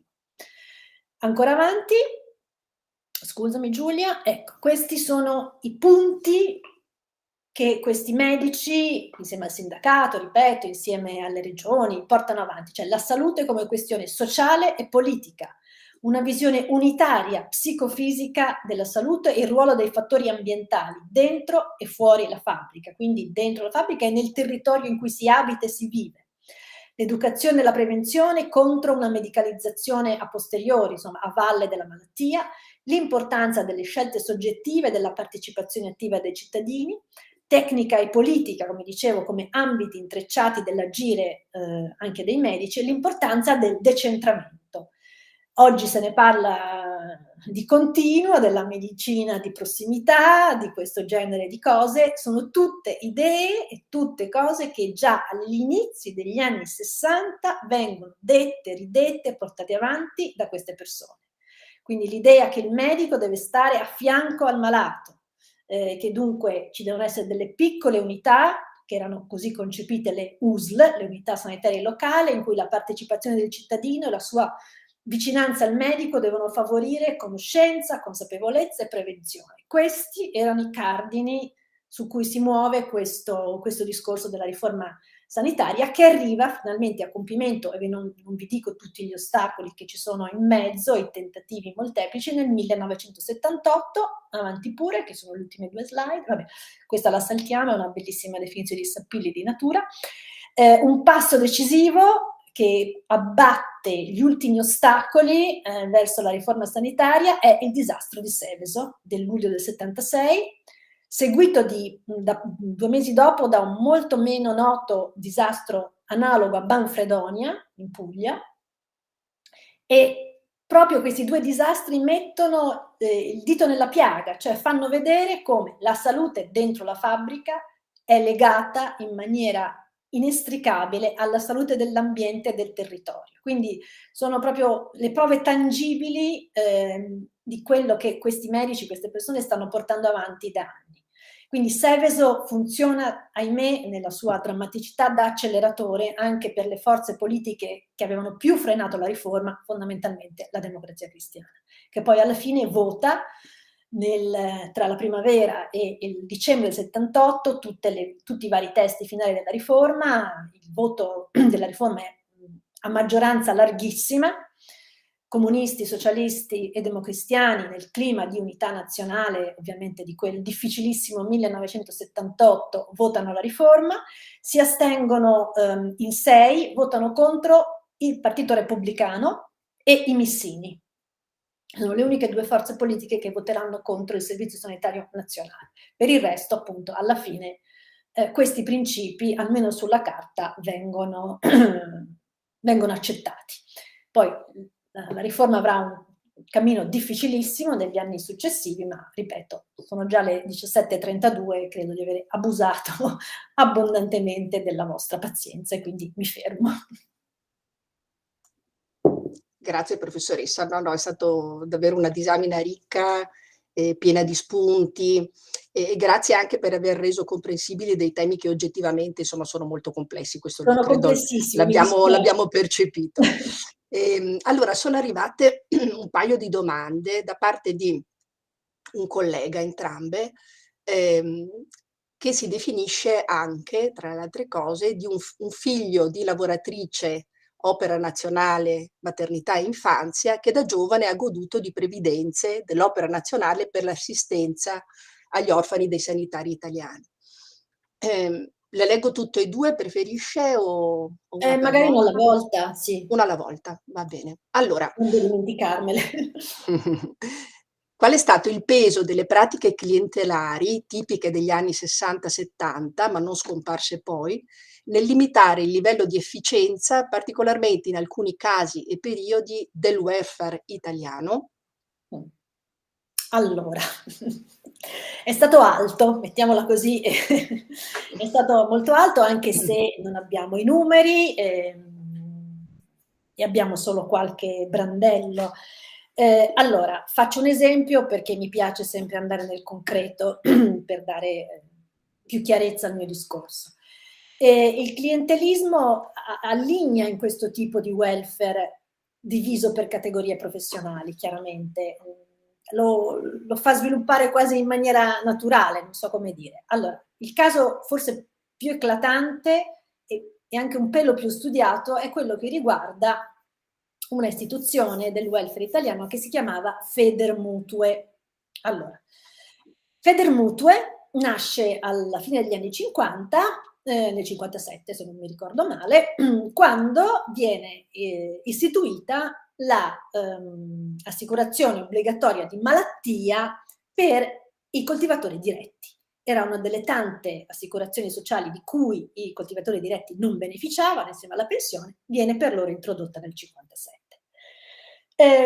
Il dibattito in Parlamento si sposta immediatamente non solo su quanto gli diamo, chi paga i contributi, su questi aspetti tecnici, ma chi l'amministrerà questa assicurazione? I comunisti inizialmente vorrebbero, favorevolissimi a che venga ovviamente concessa, come quasi tutte le forze dell'arco parlamentare, vorrebbero che fosse l'INAM, l'Istituto Nazionale di Assicurazione delle Malattie, che si occupasse anche dei coltivatori diretti. Interviene uno degli esponenti più in vista della Democrazia Cristiana dell'epoca, Bonomi, che era colui che capeggiava tutti i coltivatori diretti democristiani nelle campagne, il fondatore dei coltivatori diretti, per l'appunto. Un uomo di punta della Democrazia Cristiana, soprattutto un uomo di punta della Democrazia Cristiana nei gangli periferici delle campagne ancora fondamentali nell'Italia degli anni 50. La Democrazia Cristiana quindi preme affinché non sia l'INAM a gestire finanziariamente questa mutua, che è la mutua malattia dei coltivatori diretti, ma che si crei un istituto autonomo ad hoc. Sempre di carattere semipubblico naturalmente, e vince questa partita e si crea appunto la Federazione Nazionale delle Mutue dei Coltivatori Diretti nel 1957, Federmutua, detta in sintesi, che apre migliaia letteralmente di sedi in tutta Italia, nei paesini più sperduti, e diventa uno dei canali clientelari, politico-clientelari di maggiore successo, di maggiore efficacia a favore della Democrazia Cristiana nelle campagne degli anni 50 e 60. Perché queste sezioni di Federmutua vengono gestite fondamentalmente in loco da esponenti democristiani, perché le sezioni locali fanno delle elezioni ogni anno per vedere chi deve amministrarle, in cui chi vince vince tutto. I rappresentanti delle opposizioni politiche non vengono, lo statuto di queste Federmutua è tale che non vengono mai cooptati nei consigli di amministrazione di Federmutua. Quindi Federmutua diventa uno dei sistemi clientelari di maggiore efficacia nelle campagne per i democristiani, perché è facile intuire che cosa significasse per un coltivatore diretto essere o non essere iscritto a una mutua. Significava la differenza tra la vita e la morte, letteralmente.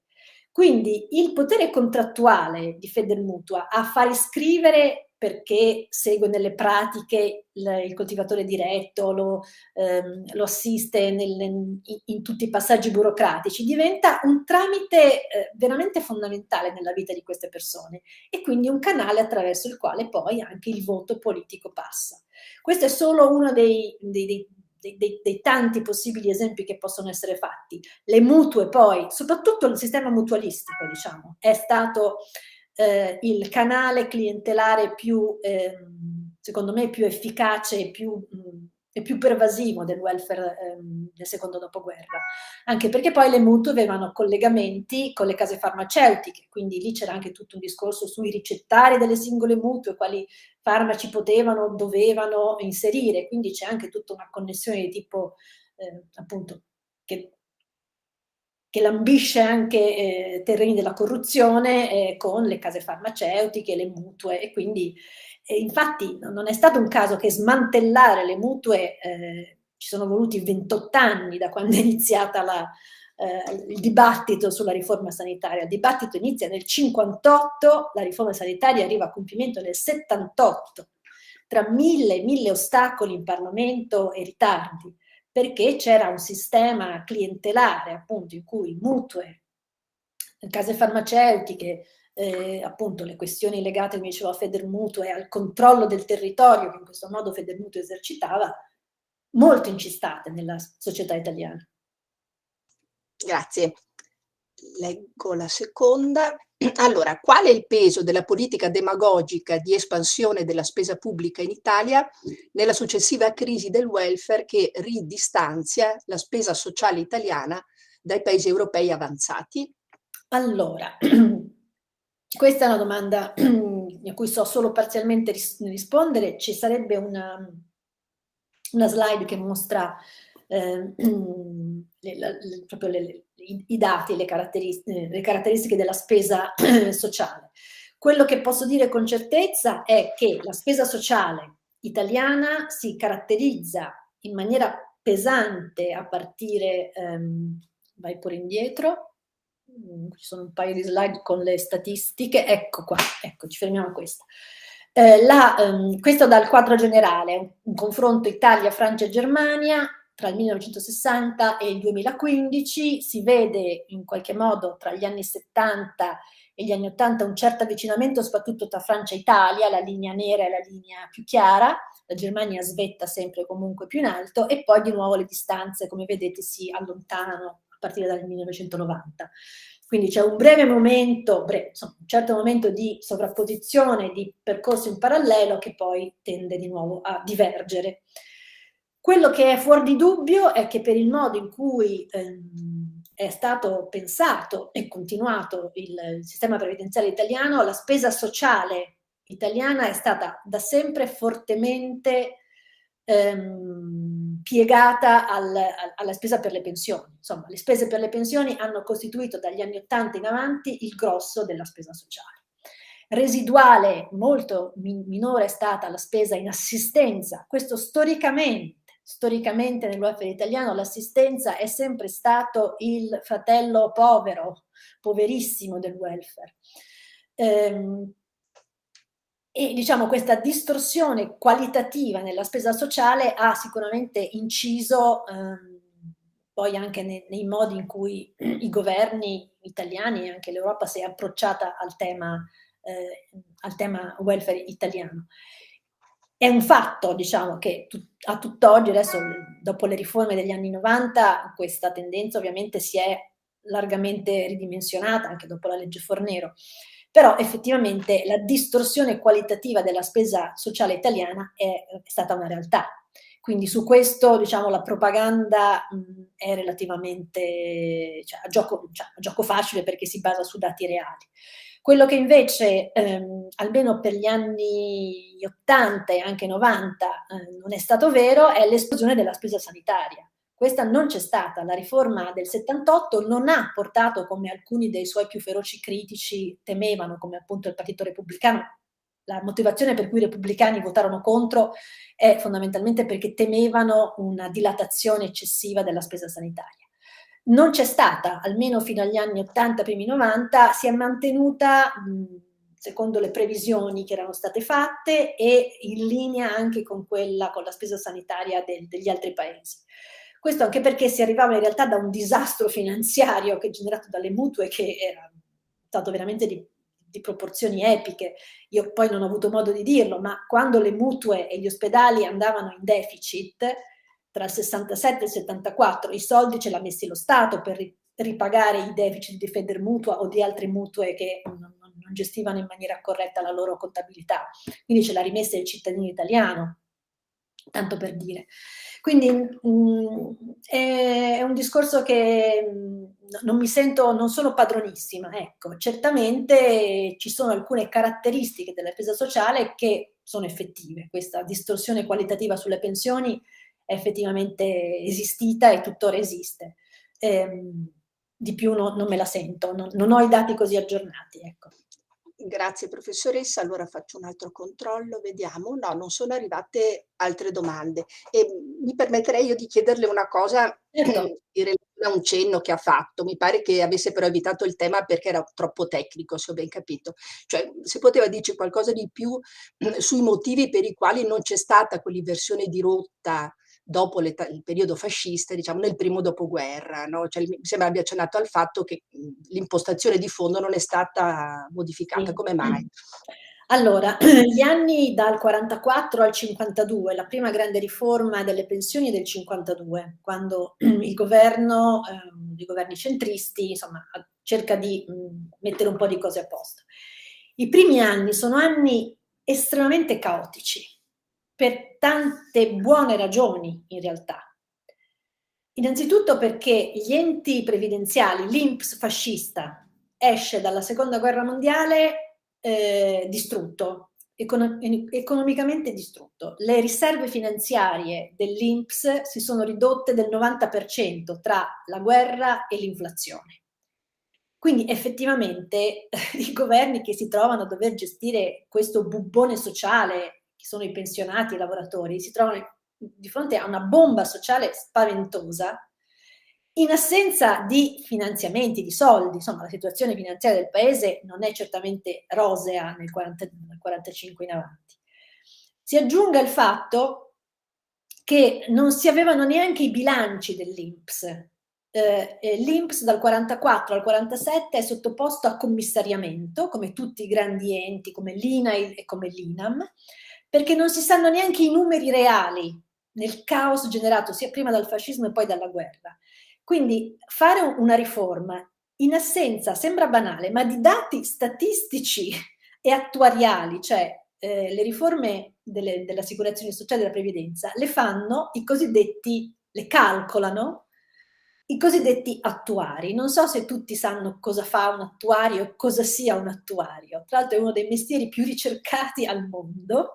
Sono dei matematici statistico-finanziari gli attuari, che ragionano sui calcoli della probabilità.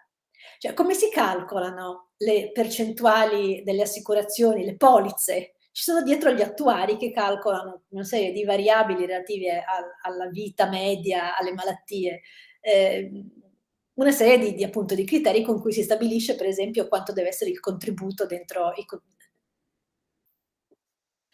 l'ampiezza dei contributi, no, da versare o meno, quanti sono i lavoratori, in quale settore, che età hanno, che margine di età avranno per la pensione. Cioè sono tutte cose complicatissime. Nel caos assoluto della previdenza fascista, di quello che ne resta dopo la Repubblica Sociale, non si avevano neanche i numeri. Cioè addirittura quando nel 52 poi fanno la riforma delle pensioni, stabilendo un minimo, per esempio, pensionistico sotto il quale non si può andare, una serie, insomma, di criteri protettivi, diciamo, per i pensionati, si prendono le tabelle attuariali e statistiche dall'Inghilterra, perché non si hanno neanche i numeri in Italia. Quindi capite bene che è tutto all'inizio, nasce su un caos generale che rende veramente molto difficile muoversi e costruire qualcosa di sensato. Voi dovete pensare che per 20 anni il fascismo azzera ogni dibattito su questi temi e ogni competenza anche su questi temi. Perché mentre in Inghilterra c'era Lord Beveridge e tutta la schiera dei suoi studiosi e amici e persone che parlavano di problemi sociali, di politiche sociali, di come si finanziano, di quali sono le strutture, le istituzioni. In Italia questo dibattito è inesistente per 20 anni. Il fascismo mette una pietra tombale proprio anche sulle competenze che ci vogliono per gestire questi problemi, che sono problemi di una complessità mostruosa e per i quali occorre avere una proiezione non di medio periodo, ma di lungo periodo.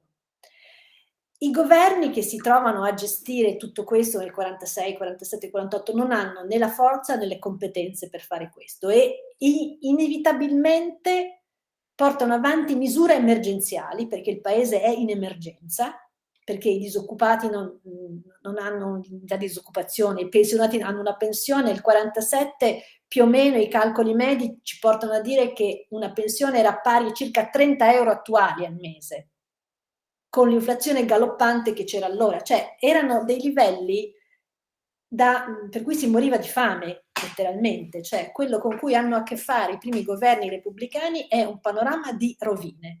Questo certamente non consente nei primi anni di ipotizzare grandi riforme, perché non se ne hanno i mezzi, ma ripeto, secondo me non se ne hanno neanche proprio le competenze tecniche, non c'erano neanche quello che, così in termini un po', infatti si chiama il know-how, no? Ma mancava anche quello. Verrà infatti riconosciuto negli anni 60 da un famoso rapporto del CNEL che si occupò di cercare di reimpostare il problema, cercando per esempio di introdurre una pensione base per tutti, una sorta di quella che poi sarà la pensione sociale, per esempio nel 69. Io non l'ho detto, ma nel 69 viene introdotto un principio assistenziale di fatto nel nostro sistema previdenziale, per cui vengono introdotte le pensioni sociali.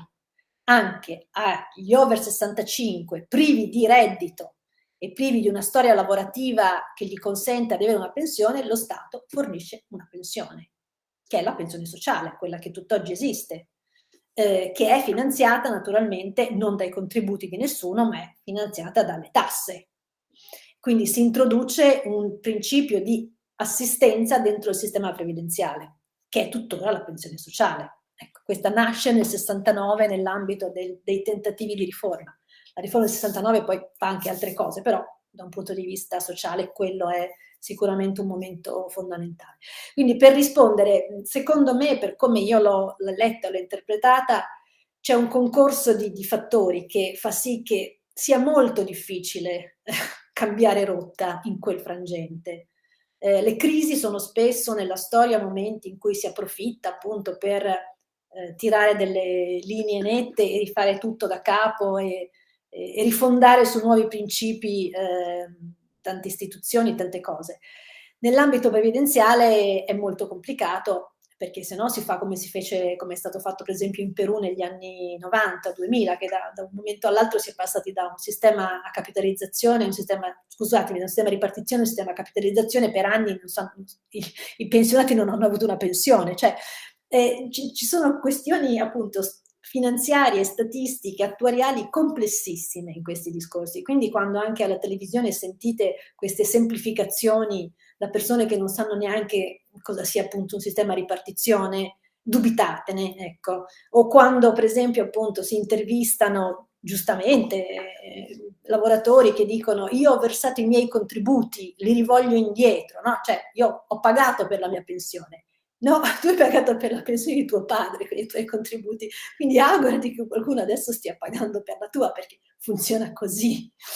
Però non viene detto, non è una cosa che viene comunicata, insegnata, spiegata, no? Che forse renderebbe la nostra consapevolezza, il modo di porci di fronte a questi temi un pochino più cauti, soprattutto consapevoli della difficoltà, della complessità, insomma, di questi temi, per non parlare poi dell'assistenza, dove dagli anni 90 poi sono successe tutt'altre cose che non ho il tempo di raccontarvi. Nasce il cosiddetto terzo settore, insomma lo Stato demanda a istituzioni private del no profit la gestione di una parte fondamentale del welfare, che è appunto quella assistenziale, che penso anche questo sia pratica comune di vita di tanti di noi in tanti campi, no? L'abbiamo verificato. La riforma dell'assistenza giunge a compimento addirittura nel 2001, quindi, e si sradica con la riforma del 2001, una cosa che aveva le sue radici ancora una volta nelle leggi crispine di fine Ottocento. L'assistenza ha un tasso di continuità nei modi in cui è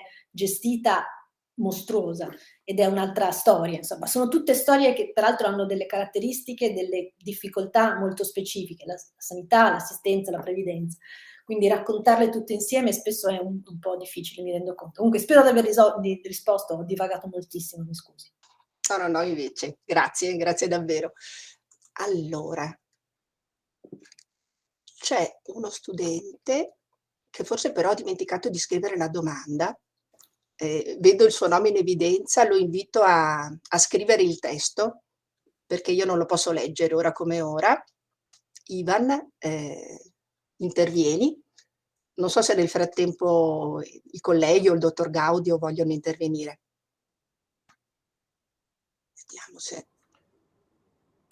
Vorrei dire che secondo me ha qualcosa di grandioso però anche questo sistema di pagare di pagare le pensioni, perché obbliga le generazioni a guardare anche indietro, cioè a non lasciare indietro i nostri padri, insomma. Noi siamo proiettati verso i figli, ma questo ci costringe anche a non dimenticare che ci ha preceduto, insomma. Ha qualcosa di grandioso da questo punto di vista, secondo me. Diventa un anello di congiunzione fra generazioni. Assolutamente sì. No, ci sono delle implicazioni sociologiche fortissime, ma anche di tipo antropologico, non so come dire, di collegamento tra le generazioni, certo. Purtroppo la nostra piramide demografica è rovesciata, e quindi... Assolutamente sì, è un altro dato che appunto non è stato in realtà tantissimo studiato, è qual era la consapevolezza negli attori politici e sociali dell'epoca, degli anni 60, della situazione demografica del paese. Perché adesso noi ce l'abbiamo e quindi insomma chi deve decidere per noi dovrebbe tenerne conto di queste cose.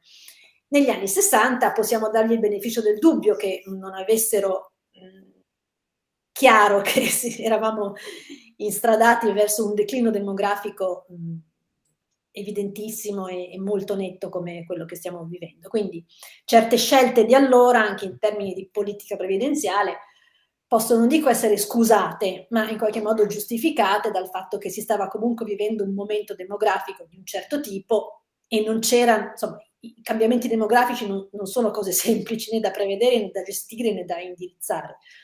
Chiaramente a fine anni 60, quando nel 69 per l'appunto la riforma di cui ho parlato inseriva anche il calcolo retributivo e non più contributivo, cosa di cui oggi noi non abbiamo più contezza, perché io e Giulia, per esempio, non sappiamo, siamo solo contributive. Cioè, allora veniva inserita come clausola che la pensione era commisurata all'ultima retribuzione, non al numero di contributi versati. Cosa che ovviamente ha fatto molto lievitare l'entità della spesa pensionistica negli anni 70 e negli anni 80. Però, ripeto, i decisori politici di allora avevano contezza che poi saremmo indirizzati verso un declino demografico e una crisi del mondo del lavoro come quella che abbiamo vissuto? Non lo so. Certo che quando si ragiona di politiche previdenziali bisogna sempre averlo molto presente.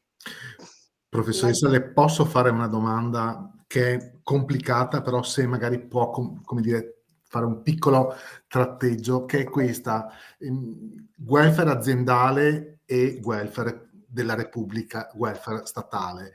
E come dire, ci stiamo avvicinando verso, come dire, due rette che non si incontreranno mai, nel senso che si stanno molto disallineando i benefici famosi LEA, livelli di assistenza che attraverso il welfare repubblicano lo Stato riesce ad assicurare, e tutta una serie di interventi compensativi che invece il welfare aziendale, ma qui a macchia di leopardo, a canne d'organo e con grandi differenze. Certo, stiamo semplicemente tornando indietro. Nel senso che il welfare aziendale è una formula che in realtà le cui origini, ovviamente mutatis mutandi, in un altro contesto, con altri contenuti, però affonda le sue radici nel paternalismo aziendale di fine Ottocento, perché quella è l'origine. Poi ha avuto un lunghissimo processo di sviluppo anche sotto il fascismo, perché, cosa che non ho detto, le grandi imprese, la Fiat, l'Ansaldo, Falck, hanno avuto le loro mutue, la mutua Fiat, la mutua sanitaria Fiat, per gli impiegati e per gli operai, nasce rispettivamente nel 1921 e nel 1923, e la mutua Fiat è un marchio di fabbrica Fiat di protezione, di fideizzazione dei suoi operai e dei suoi impiegati fino al 1969. Quindi quella parabola lì, poi la mutua Fiat scompare perché ormai appunto si insinua un altro modo di gestire la sanità, e adesso torniamo verso quell'orizzonte di una gestione industriale, non industriale, aziendale appunto, che però risegmenta, e quindi ci riporta a quel corporativismo, quella frammentazione corporativo-professionale dalla quale siamo lentamente, faticosamente ci siamo allontanati in direzione di un welfare appunto universale che ha nella qualità di cittadino, quindi nella qualifica di cittadino e dei diritti, quindi associati all'individuo, al suo essere un cittadino, al patto politico, no? Che questo comporta, stiamo tornando indietro verso quella frammentazione. Questo è quello che sta avvenendo, assolutamente. Grazie. Vedo che Nadia Olivieri ha alzato la mano. Nadia, se non ha ancora mandato la domanda allo studente, mi inserisco. No, pensavo che in generale la confusione attuale anche sul dibattito sulle pensioni c'è proprio la questione del sistema contributivo, no? Chiamandolo così uno dice verso i contributi e quindi mi verrà dato in ragione di... ma pensavo, non so, andiamo un po' oltre, però mi ha colpito molto il dato che ha dato del 45 della copertura, l'estensione dell'assistenza sociale in Gran Bretagna in quell'anno, 83,3%. E subito ho pensato, oddio, la Thatcher poi cosa ha fatto? Cioè, e anche questo tema dei diritti sociali legato ai diritti umani, che è fondamentale e bellissimo, e all'epoca gli Stati Uniti hanno portato come come portato anche ideale nel mondo, ma poi penso alla situazione dell'assistenza negli Stati Uniti adesso e allora mi sono chiesta quanto tutte queste politiche neoliberiste che si sono imposte finiti i 30 gloriosi hanno cambiato completamente la nostra percezione anche della diseguaglianza implicita in questo smantellamento del welfare. Mi pare di aver capito che Biden ultimamente stia rilanciando un po' il tema proprio dell'assistenza sociale come base per rinsaldare anche quella frattura enorme che si è determinata anche nell'ambito degli Stati Uniti stessi ed è legata alle disuguaglianze, alla crescente povertà. Lo dicevo scherzando qualche tempo fa, un giorno studieremo prima parte del secondo dopoguerra come l'unico momento dell'umanità in cui tutti hanno avuto le pensioni, la sanità, perché poi ce la scorderemo, non c'era prima, non ci sarà poi. Sarà tristemente così, lo so che non è storia, però non lo so. È arrivata a vedere un nesso fra il neoliberismo e questo tipo di impostazione politica. La domanda alla fine è questa, e il ritorno indietro rispetto ai 30 gloriosi che ci ha raccontato. Sicuramente sì. Ora non sono in grado di articolare meglio, perché ovviamente poi ogni contesto è diverso, cioè se noi guardiamo per esempio la Francia attuale, comunque i livelli di protezione sociale in Francia sono sempre piuttosto alti, benché appunto sia un paese che ha conosciuto lo stesso, insomma, l'impatto di politiche neoliberiste.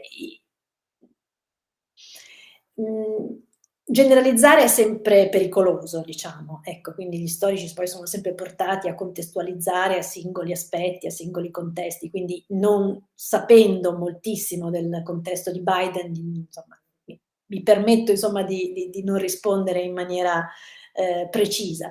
Certamente il discorso che lei diceva su collegamento diritti umani e diritti sociali è evidente nella dichiarazione del 48, e però dopo il 48 questa cosa si perde molto velocemente. Basti pensare che appunto la dichiarazione del 48 è per l'appunto una dichiarazione, quindi non ha un valore cogente per i paesi che l'hanno sottoscritta, non ha un valore di un trattato per le relazioni internazionali, è una dichiarazione.